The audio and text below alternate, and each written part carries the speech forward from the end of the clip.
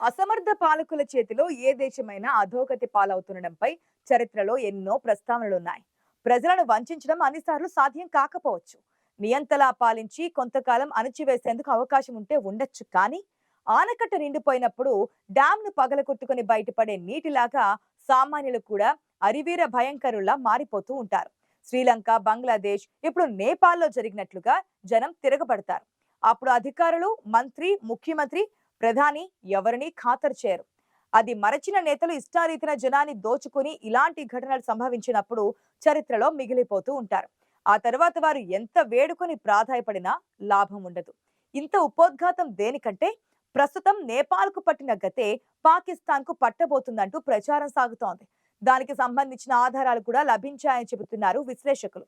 ఇవన్నీ మన దేశం చుట్టూ ఉన్న దేశాల్లోనే ఎందుకు జరుగుతున్నాయనేది పక్కన పెడితే, దాయాది దేశం పాకిస్తాన్ ఓవైపు ఉగ్రవాదాన్ని పెంచి పోషిస్తోంది, మరోవైపు దేశ ప్రజలపై ఆర్థిక భారం మోపుతోంది. మొన్న జరిగిన ఆపరేషన్ సింధూర్ యుద్ధం కారణంగా ఆ దేశ ఆర్థిక వ్యవస్థ చిన్నాభిన్నమైంది. ఐఎంఎఫ్, చైనా, ప్రపంచ బ్యాంకుల నుంచి అప్పు తెచ్చుకుని మరీ నెట్టుకొస్తుంది. పాకిస్తాన్లో ద్రవ్యోల్బణం, నిరుద్యోగం, రాజకీయ అస్థిరత, ఆర్థిక సంక్షోభం తదితర సమస్యలతో కొట్టుమిట్టాడుతోంది. ఈ క్రమంలోనే ఒక సంచలన నివేదిక బయటకొచ్చింది. ప్రముఖ ఆమ్నెస్టీ ఇంటర్నేషనల్ ఈ రిపోర్ట్ను బయటపెట్టింది. ఆ తర్వాత కొన్ని సంచలన విషయాలు వెలుగులోకి వచ్చాయి. మీరు గమనించే ఉంటారు. ప్రస్తుతం పాకిస్తాన్ ప్రధాని షెహబాజ్ షరీఫ్, ఆర్మీ జనరల్ ఆసిఫ్ మునీర్ ఎలా చెబితే అలా నడుచుకుంటున్నారు. ఆపరేషన్ సింధూర్ అనంతరం అసీం మునీర్ పాక్ లో బయటకు కనిపించిన నియంతృత్వ ప్రభుత్వాన్ని నడుపుతున్నట్లుగా సమాచారం. ఈ క్రమంలో అసీం మునీర్ సూచనల మేరకు దేశ ప్రజలపై పాకిస్తాన్ ప్రభుత్వం మాస్ నిఘా పెట్టినట్లు సమాచారం. ఫోన్ ట్యాపింగ్ వ్యవస్థ ద్వారా దేశ ప్రజల ఫోన్లపై గూఢచర్యం చేస్తున్నట్లుగా ఆమ్నెస్టీ ఇంటర్నేషనల్ స్పష్టం చేసింది. చైనా నిర్మించిన ఇంటర్నేషనల్ ఫైర్ వాల్ అనే నూతన టెక్నాలజీని ఇందుకోసం ఉపయోగిస్తుందని వెల్లడించింది. అదీ కాకుండా పాకిస్తాన్ లో జనం ఉపయోగించే సోషల్ మీడియాను బైపాస్ చేస్తూ సెన్సార్ చేస్తున్నారని ఈ నివేదిక స్పష్టం చేసింది. పాకిస్తాన్ లో పొలిటికల్ మీడియా స్వేచ్ఛపై ఇప్పటికే కఠిన ఆంక్షలున్నాయి. వార్తా ప్రసారం కావాలన్నా, ప్రచురించాలన్నా ముందు అక్కడి సమాచార విభాగం నుంచి అనుమతి తీసుకోవాలి. ప్రభుత్వ అధికారులు ఇచ్చిన డైరెక్షన్ లోనే ఆ వార్త తీరుతెన్నులు ఉండాలి, లేదంటే అసలు ప్రసారమే చేయకుండా ఉండాలి. అది ఎటువంటి సంచలన వార్త అయినా సరే స్వతంత్రంగా నిర్ణయం తీసుకుని తప్పులు చేయకూడదు. అంతేకాదు, సైన్యం గురించినదేదీ బయటకు రావడానికి వీల్లేదు.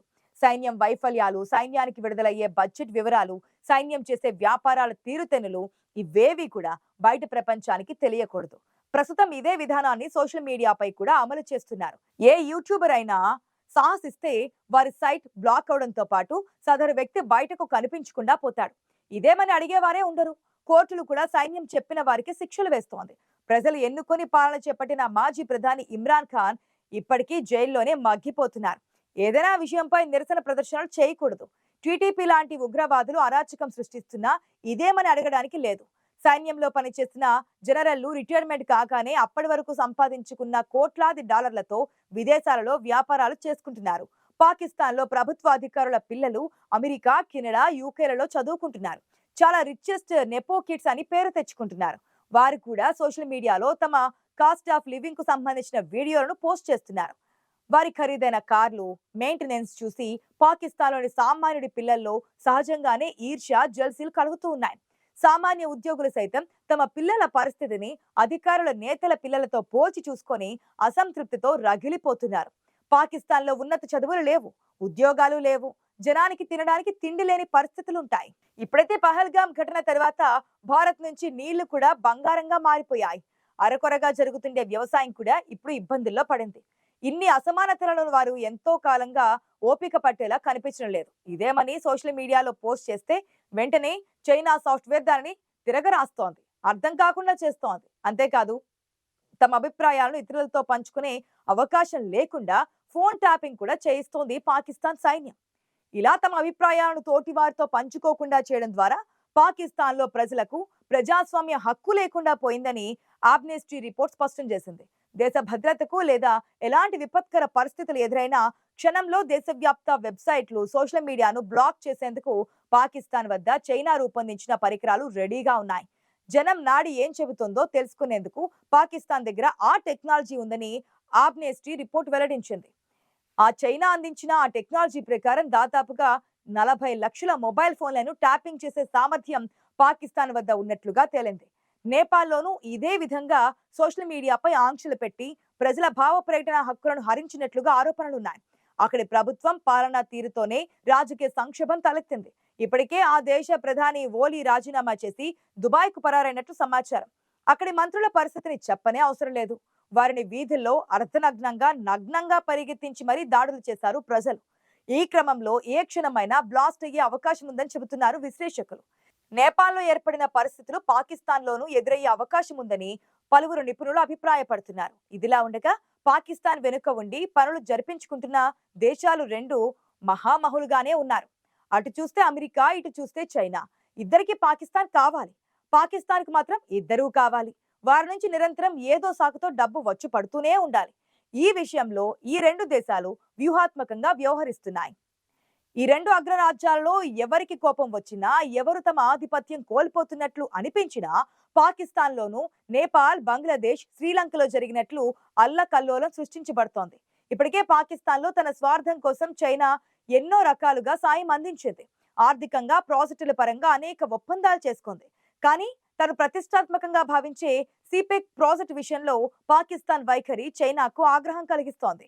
ప్రాజెక్టు కోసం పనిచేస్తున్న చైనా సిబ్బందిపై ఇప్పటికే చాలా సార్లు దాడులు జరిగాయి. దాడులలో చైనీయులు ప్రాణాలు కోల్పోయారు. వారిని కాపాడడంతో పాకిస్తాన్ విఫలమైనందుకు చైనా గుర్రుగా చూస్తోంది. పాకిస్తాన్ భూభాగంలో బిలియన్ల కొద్దీ రూపాయల విలువైన సంపద దాగి ఉందని చెబుతున్న అమెరికా ఇప్పుడు అక్కడ భారీగా పెట్టుబడులు పెట్టేందుకు నిర్ణయించింది. ఇంకా వెలికి తీయని చమురు, బంగారు నిల్వలపై అమెరికా కన్ను పడింది. దానికి ఎసరు పెట్టేందుకు ఇప్పటికే ఆసియా మునీర్ను ఒప్పించిన అమెరికా 14,000 కోట్ల రూపాయలతో కీలక ఒప్పందం కుదుర్చుకుంది. అందుకోసమే ఇటీవలి కాలంలో అమెరికా పాకిస్తాన్ కు మరింత దగ్గరయ్యేందుకు ప్రయత్నిస్తోంది. ఇదిలా ఉండగా పాకిస్తాన్ లో పెట్టుబడి పెట్టేందుకు అమెరికన్ మెటల్ కంపెనీ ముందుకొచ్చింది. పాకిస్తాన్ ఖనిజ వనరులను అన్వేషించడం, వాటిని శుద్ధి చేయడం, ప్రపంచ వ్యాప్తంగా విక్రయించడం దీని ఉద్దేశ్యం. ఈ భాగస్వామ్యం ద్వారా అమెరికా పాకిస్తాన్ నుండి భవిష్యత్ సాంకేతికతకు చాలా ముఖ్యమైనవిగా భావించే ఖనిజాలను పొందుతోంది. వీటిలో బంగారం, రాగి, టంగ్స్టన్, యాంటీమోనీ మరియు అరుదైన భూమి మూలకాలు ఉన్నాయి. ఎలక్ట్రిక్ వాహనాలు, మొబైల్, ఉపగ్రహం, క్లీన్ ఎనర్జీ టెక్నాలజీలలో ఉపయోగించే ఖనిజాలు ఇక్కడ పుష్కలంగా ఉన్నట్లుగా పాకిస్తాన్ చెబుతోంది. ఈ ఒప్పందంతో తమ దేశానికి పట్టిన దరిద్రం తీరిపోతుందని పాక్ ప్రధానమంత్రి షహబాజ్ షరీఫ్ ఆశాభావం వ్యక్తం చేశారు. అయితే ఈ ఖనిజాలున్న ప్రదేశం బలూచిస్తాన్ ప్రాంతం అవడం పాకిస్తాన్ కు వణుకు పుట్టిస్తోంది. ఎందుకంటే గత కొంతకాలంగా బలూచిస్తాన్ ప్రాంత వాసులు సెపరేట్ దేశం కోసం డిమాండ్ చేస్తున్నారు. ఆ ప్రదేశం ఇప్పటికే పాకిస్తాన్ నుంచి విడిపోయిందని, తమ ప్రాంతపు ఖనిజ నిల్వల కోసం తమను సంప్రదించాలని డిమాండ్ చేస్తున్నారు బలోచ్ ప్రజలు. ఈ నేపథ్యంలో ఒక్కసారిగా పాకిస్తాన్ ప్రజలు తిరగబడితే నేతలు దేశం వీడి పరారైపోవడం ఖాయం.